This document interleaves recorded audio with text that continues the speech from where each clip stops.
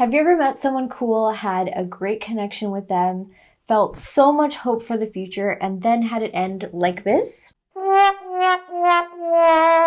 Don't get too down on yourself because it obviously happened to me too, and in the worst way possible, with a musical theater kid who lives in Indiana and who was 23 when I was 32. But he was 6'4", so. In this video, we'll explore the science behind why this happens, why you shouldn't feel any shame about it, and what you can do instead, both to manage your anxiety and to have better outcomes in dating. So if you deal with anxious attachment, then you know what it's like to genuinely really want connection, but to constantly struggle with feeling like love is just out of reach, that it's scarce, that it's not possible. And the thing about this feeling of scarcity is that it can create tremendous feelings of anxiety in the process of finding and forming romantic connections. Sometimes we even put our self-worth on sale by acting on that anxiety, whether that's externally, like desperately making attempts at keeping or deepening a connection, or internally, like engaging in endless mental rumination, trying to analyze the other person's behaviors, feelings, intentions, texts, Instagram follows, discarded trash, and of course there's the engine that fuels all of this tomfoolery. Picking the kinds of people who make it easy for us to repeat all of the above again and again, ultimately and ironically reinforcing our feeling that love is just out of reach, that it's scarce, that it's not possible. It's easy to feel shame about this pattern because society views these behaviors and the feelings that cause them as dumb, irrational, and crazy. But the truth is that, number one, this self-defeating bullshit actually has real scientific, psychological roots, and number two, there's actually a lot you can do to shift this pattern, because if I can do it, then you can do it too. So how can we make sense of all of these dynamics and why they happen? Well, if you're here, you've probably heard of attachment theory, which says that the way that our parents and caregivers treat us and relate to us when we're children, babies, and even fetuses impact the way we learn to relate to others later on in life. This is true on physical and emotional levels, and personally, I believe it's true on a spiritual level too. So for example, if you're a baby and you cry and your parent always comes and calms you down with kindness and consistency, then you might grow up to get promotions instead of Prozac scripts, run marathons instead of swerving praise like it's a pothole, planning your week instead of losing it over laundry. But say you're a baby and you cry and your parent doesn't always come, or comes but sometimes seems upset or preoccupied, well then you might grow up to be watching this video. You went from building forts to constructing emotional walls, potty trained late, and now you overshare on the first date. You're still playing pretend, pretending that everything's fine. Okay, I'm sorry. Obviously, this is a really oversimplified explanation, but the thing you really need to know is that human babies and children are fully reliant on their caregivers for survival. So as babies, we're designed to always be looking very closely to our parents for cues about whether or not we're safe and loved, and to what extent those things might be true at any given moment. This makes sense because if you're not properly attached and attuned to your parent, you might not eat, and so you might die. So that's fair enough, right? But you might be wondering why all of these big and little interactions with our parents have such a huge and lasting impact on us, especially now in present day adulthood. Like, it doesn't really matter if my daddy's disappointed in me, I can obviously still DoorDash.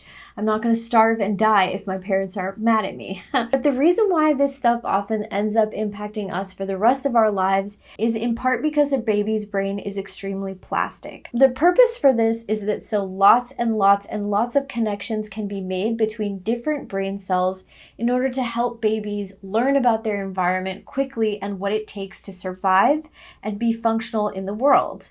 A little bit later, many of these connections are pruned, which means that a lot of them go away if they're not used. Again, oversimplified explanation, but we don't have time to waste. We got to get back to obsessing over old texts. No, we're not doing that anymore, but okay, I'm still doing it, but let's put it all together. As babies, we stayed paying the most attention to our interactions with parents and early caregivers because it was crucial to our survival.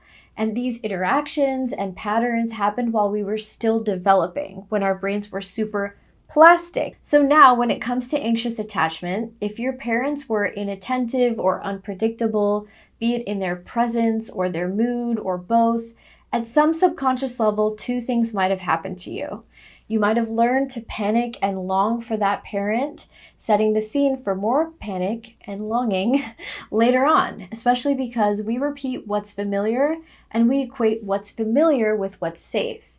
In addition to this pattern of longing getting etched in your growing little baby brain, you might have taken that parent's behavior really personally as a small little baby can, and assumed that their absence or inconsistency was your fault, or that it happened because you weren't good enough. Again, this is oversimplified because obviously babies don't have lofty, complex thoughts about themselves or other people, but these relating patterns, feelings, and nervous system responses do get etched in our systems and our psyches, and this particular pattern we're talking about often leads to lots of longing and self-esteem issues later on. It's also worth mentioning real quick that this often isn't a parent's fault. It can result from innocent things like processing grief or a busy schedule or having to work to provide for the family, having older parents to take care of. And these normal life things can lead to parents being absent or inconsistent or both. Obviously, this can also result from more severe issues like abuse or addiction. Sometimes it's a long pattern that creates attachment wounds. Sometimes it's just one or a few incidents. But regardless of the nature and cause of the attachment injury, these relationships and interactions matter a lot to our ability to find and form healthy relationships later on. So at this point, I'm sure you're wondering what the fuck to do about all of this. But before we talk about that, the plot unfortunately thickens.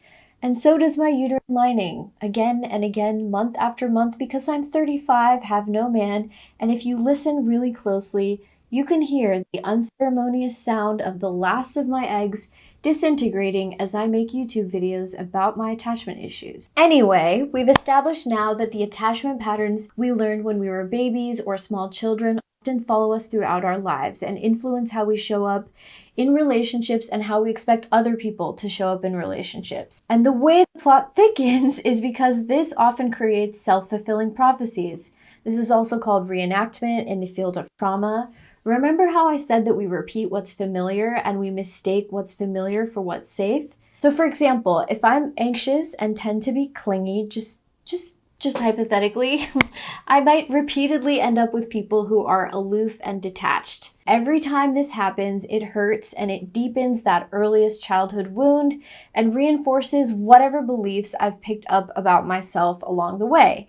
Maybe those beliefs are that I'm not lovable, that I'm too much, that people leave once they get to know me, that I'm not desirable, that he's going to end up marrying the blonde ex-head cheerleader and be haunted by thoughts of properly spiced food and razor-sharp ethnic cheekbones for the rest of his life. My point is that what happens in adulthood layers on top of childhood trauma, creating a sort of layer cake, if you will, of despair, suffering, and insecurity, topped with the frosting of expensive therapy bills and maybe even an Etsy love spell or two. If you know, you know. Not to mention that almost everyone who is grown and single with a cell phone has been traumatized by modern dating, especially app dating. And these things just add fuel to the fire. All right, that was a mouthful. And now you're probably still wondering where we go from here. And I promise we're going to get to that in a second. But before we do, I hope you see all of the really scientific and valid roots of anxious attachment, and that when you think of yourself as that sad, panicked little baby, you feel super self-compassionate and understanding. It's actually really sad. Anxious attachment is not your fault. You're not crazy. You're not alone. These things came from real places. Plus, there's a lot we can do to shift this programming, because even though our brains have already pruned, they're still pretty plastic. They're more microplastic than plastic, but yeah. So to recap where we started in the beginning, the problem is that you really want love and also believe that it's scarce and probably that you're not good enough to have it.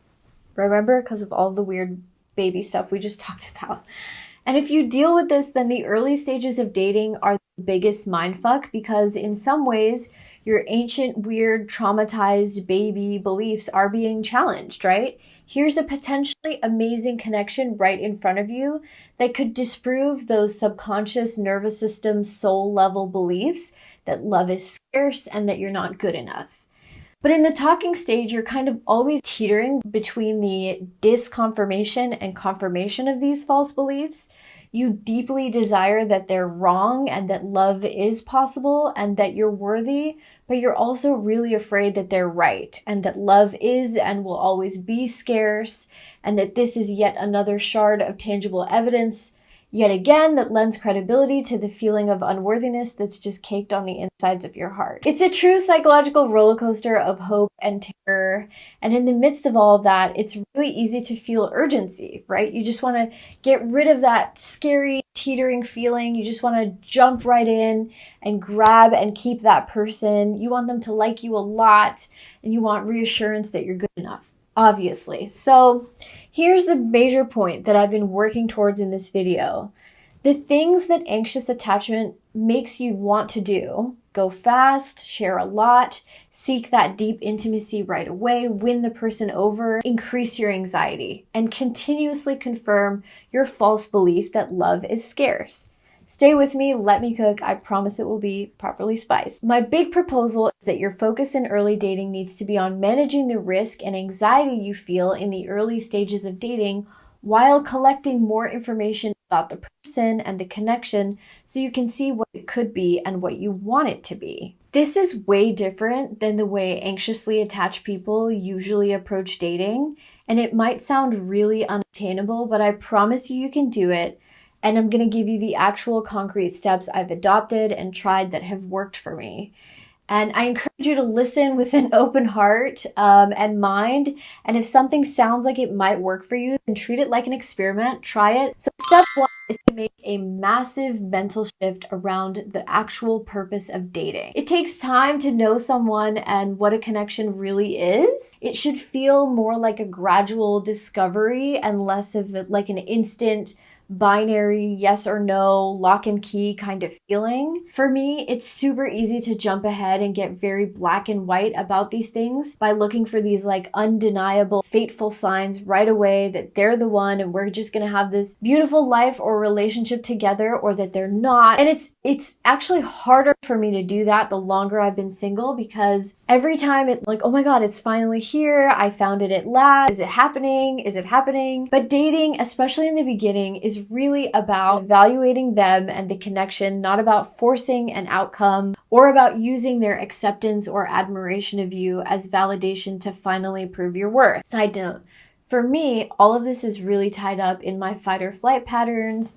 It's filled with feelings of pain and pleasure, euphoria and disappointment, and all of that drama is very stimulating to me, which is a video for a different day. But the point I'm trying to make is that I'm not saying this mental model shift will immediately or always or even usually translate into this feeling like the truth in your body, but keeping it top of mind and repeatedly reminding yourself of the fact that dating is an exploration and a discovery and not this fateful, karmic, cinematic drama or holy rapture. It actually can make a big difference in the way you approach it. And by the way, this all goes hand in hand with the idea that dating is supposed to be fun. Have you heard people peddle this conspiracy theory?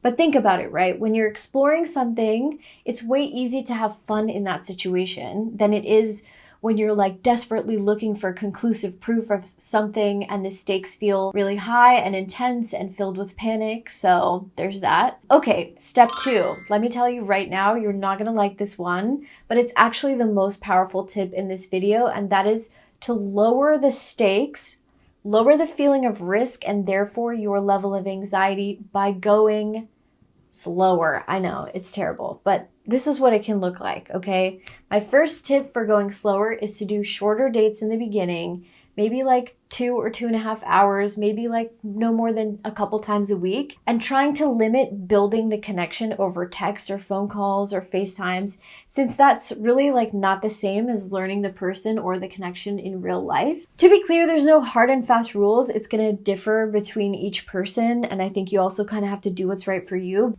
My second tip for going slower is equally as painful, and that is to not be physical until that person has shown you that they can be consistent, like not even making out. And I know that sounds terrible. And I actually found out about this tip on accident because there was a couple times where I got ghosted or a connection I was excited about otherwise died, and those instances were significantly less painful than they should have been.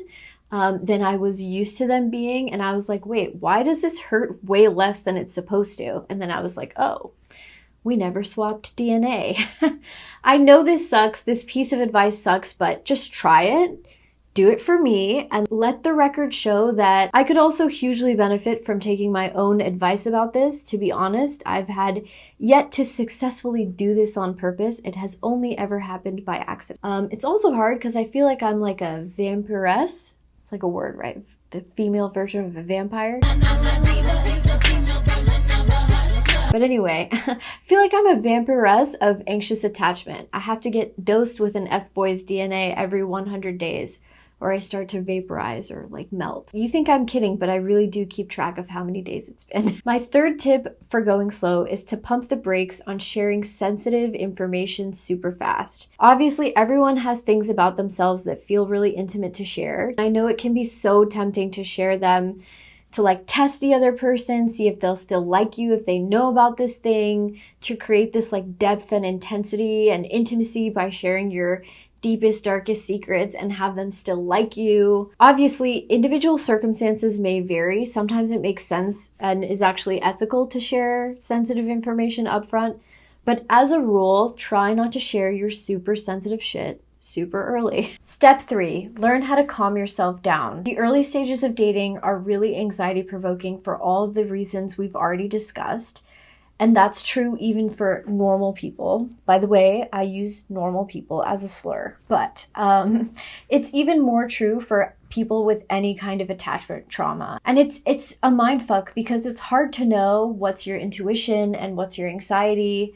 And if something has happened that's bothering you, it can feel like a really pressing question that only the other person can answer for you right away. In dating, but also more broadly in life, most of us were never taught self-regulation skills, which means how to calm down your fight or flight reaction, how to calm down when you feel really activated and anxious.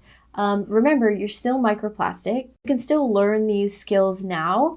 And they can actually dramatically improve your quality of life in general, but also help you get through those panicked moments in dating and engage with the other person who you're talking to with more intention and deliberateness, which is usually more effective when it comes to trying to resolve whatever it is that's making you anxious in the first place. So here's a quick list of where you can get started in terms of self-regulation strategies or ways to calm yourself down. But before we get into it, just have to say this is not medical advice. So you might want to talk to your doctor or therapist for mental health guidance when trying new things. Maybe, especially if your mental health has a history of being properly spiced. It's a neurospicy pun if you caught it, but yeah. Also, if you try any of these things and they make you feel worse, stop. Don't do it. Stop. Just stop it. And talk to a doctor or a therapist because, again, this is not medical advice and I actually have no assets. So if you try to sue me, we will both waste time we could have spent analyzing texts instead. So my first tip for calming yourself down is to practice letting go of the sticky thoughts. A sticky thought is a thought you just can't get out of your mind. It might be like, why hasn't this person texted me back? How do they really feel? Are they seeing other people? Who are they hanging out with on their story? And it's a thought that causes you a lot of turmoil and is not productive to continuously loop on again and again. So the process for letting go of a sticky thought is very simple. It's easy to do. And I'll link a resource in the caption that you can use. The difficult part is just committing to doing it and not taking that thought super seriously and really just practicing letting it go. When I do this, I like to make a sheet where I put the thought, I put what I'd like to think instead. I might write some other notes for myself, but having it on paper kind of helps me commit to it. I will say that when I start letting go of the thought. Sometimes the thought increases in frequency, but eventually, after like a few minutes or hours, depending on the thought and how I feel, it really does start to decrease in intensity the less attention that you give it. Your mileage might vary, but I do think this is a really powerful resource when you're dealing with really sticky thoughts. My second tip for calming yourself down is to try out different body regulation methods. That's just strategies you can use to calm yourself down, really at the like body somatic level.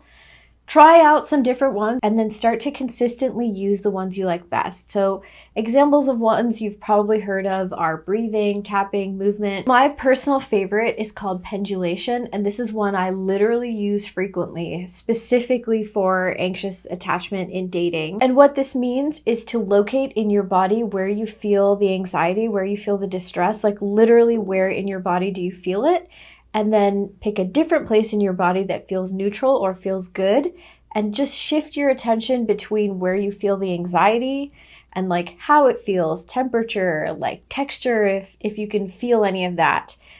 Shift between that and the neutral or good feeling part just a few times. And I have to tell you, it works like magic. It's always helped me feel better. It's not like a cure-all. You're not going to feel like 100% resolved on the issue, but it really does help to calm you down, which is the whole point of these strategies. And I'll make sure there's a link in the caption for a video that explains more about pendulation and how to do it. I will say that the actual regulation methods you use are way less important than just recognizing when you're feeling anxious and clinging, since you're so good at that, clinging to the truth that the next step you should take is to try to self-regulate and calm yourself down. It's not to obsess or analyze, try to figure it out, or engage with the person or the problem that's making you anxious. Some people might disagree, but it's my personal opinion that it's usually a lot more effective to calm yourself down through the initial burst of energy, anxiety, triggered reaction, and then try to engage with the person or the problem. It's just a lot more productive. And again, it's not about catering to them, making it more comfortable for them, not being embarrassed about them.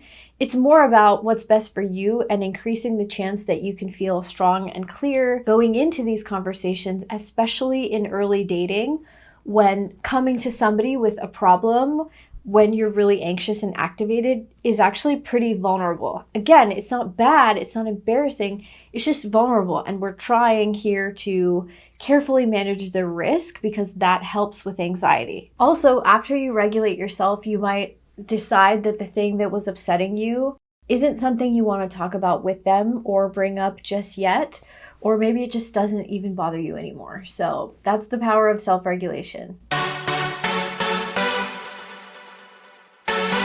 When you do all of the things we've been talking about, shifting your mindset around dating, viewing it as an exploration, taking things slow, learning how to self-regulate when you get anxious, you actually treat yourself better during the process of dating. And stay with me, that's actually a form of self-love. Ironically and beautifully, treating yourself this way by taking these steps increases your connection to the truth that love is abundant and that you are good enough, because there's literally more love living inside of you because you're actively caring for your own experience and needs. I would even go so far as to say that the more you practice these 3 steps, the more you're manifesting love in the way you treat yourself. And by manifestation, I don't mean like the weird secret think better thoughts thing. I mean like neurobiologically. Because when you treat yourself better, others do too, and you won't let someone treat you worse than you treat yourself, right? So you set the standard by showing yourself that you are good enough if you're good enough for you. Over time, these practices also have the added benefit of changing the way you feel inside, and therefore naturally changing the way you act outwardly, which can attract different, better people and create different, better outcomes. To be clear, I'm not saying that your attachment trauma or dating woes are your fault. I'm just saying, hey, if you change up the inside, you might change up what's happening on the outside as well. Just a thought. The other thing that happens when you practice these methods is that you lower the ceiling on your panic and anxiety. By pacing yourself, you put a little self-loving wrench in the cycle of feeling like love is scarce, acting from that place of lack, picking people who confirm that, behaving in ways that increase your panic and anxiety, and then confirming your belief that love is scarce. Again and again, around we go. So, I mean, if you think about it, scarcity and panic kind of go hand in hand, right? So if you decrease the panic, it's easier to feel, believe, and materialize the truth that love is within reach, that love is abundant, and that love is actually possible. Okay, that's it. Thank you so much for watching and listening. This video was actually made possible by friends and supporters who generously contributed to a little fundraiser I did on my birthday to raise a little money to get me started on this journey. Because not disappointing the people who love and support me the most, after taking their literal actual money, was the level of pressure I needed to make this. So if you liked it, please, please, please, I'm desperately begging you, I'm triple texting you, I'm flying to Indiana for you. Subscribe, like this video, leave a comment, and let me know if anything resonated or was helpful, because maybe if you validate me enough, I might just keep going with my dream of continuing to make things like this. So look at me in my healthy relating patterns. But okay, bye. See you soon. You know, I had it initially that I was going to lick this, but I don't actually want microplastics in my body. So yeah. But this is the sign that he used when he picked me up from the airport. It says, "Hey girl, hey, do you think I should have known that he was going to ghost me?" Do you? You think I should have known? Hey girl, hey. It's the 4 Ys. It's the 4 Ys? Yeah. That's the dead giveaway? Yeah. I mean, he is a musical theater kid, so, you know, he could come beat us up. Could come sing us a mean song. Sure. Yeah. Okay, bye. Thank you. See you soon. That was... Oh, I hated that. Let's do it again. You don't need that. Bye.